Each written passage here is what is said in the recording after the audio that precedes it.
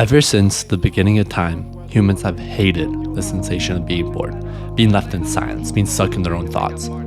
People would always look at ways to keep themselves entertained. And now with modern technology, it's easier ever to do just that. There's thousands of TV shows, books, sports, millions upon millions of videos on all sorts of different social media apps. But before, our ancestors were too busy surviving or working to even think about what they're going to do with their free time. But with now, people have hours of free time, which they can spend with whatever they choose. And because of this, it's everywhere, in every song, every story, every game. Entertainment is everywhere you look. It shapes how we think, how we dream, how we live. It connects us more than ever, inspires us, distracts us, and sometimes even destroys us. From pamphlets, news, books, TV shows, movies, sports, and social media, entertainment in the United States has not only evolved to keep people entertained, but to change public opinion, fuel propaganda, make large amounts of money, and influence what Americans understand about the truth. These changes had positive impacts, like the greater inclusiveness of social classes, but also had negative effects, like wasting time, fueling addiction. This is the story, the rise and downfall of American entertainment, how it began, how it changed, and how it became one of the most powerful and addictive forces in the world. Entertainment throughout history has always been used as a source of propaganda, and it's evident in the years leading up to and during the Revolutionary War. Books like Common Sense by Thomas Paine were used to convince the colonists that monarchy was foolish. Art and posters were used too. For example, the Join or Die sign by Benjamin Franklin was used as propaganda to unite the people against Britain. The United States had just won the Revolutionary War and had finally become its own country. During this era, entertainment had been similar to how it was for most of our history, full of novels, music, poetry, the news, hangings, and theater for the rich.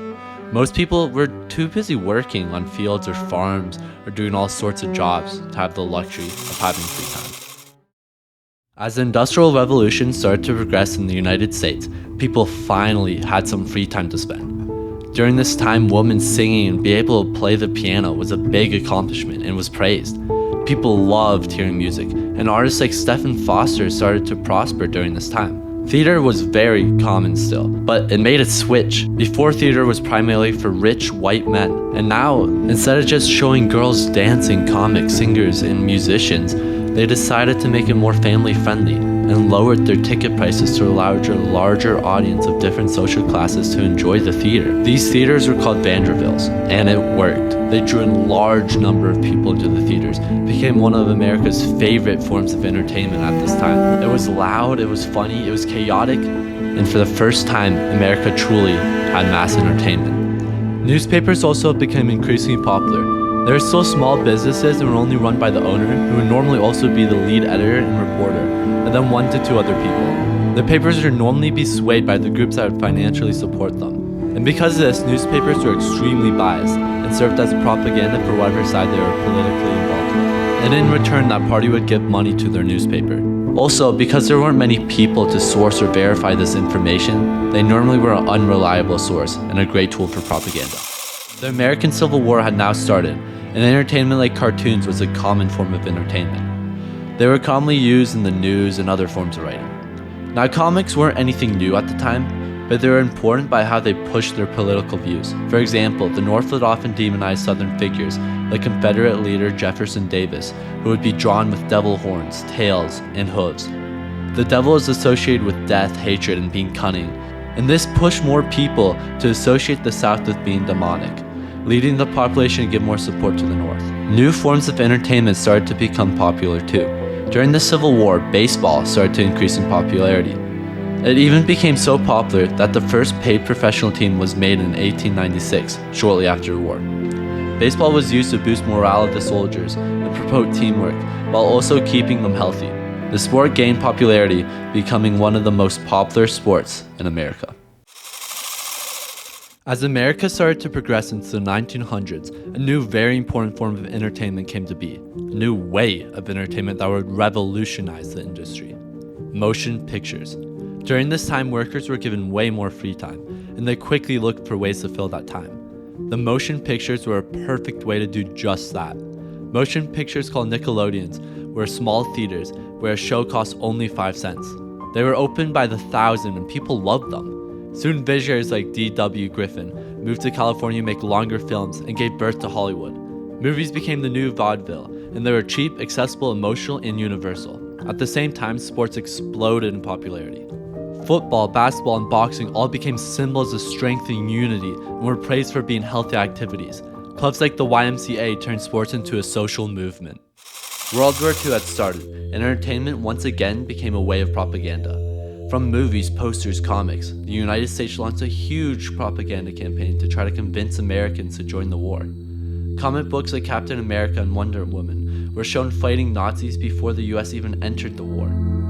You can see this connection to how during the Civil War cartoons were used, but now it's comics being used in World War II. Anyone from small kids to even adults and soldiers read these comics and were convinced to fight and hate Nazis, and were led to promote their own patriotism for the United States by buying things like war stamps. Technology.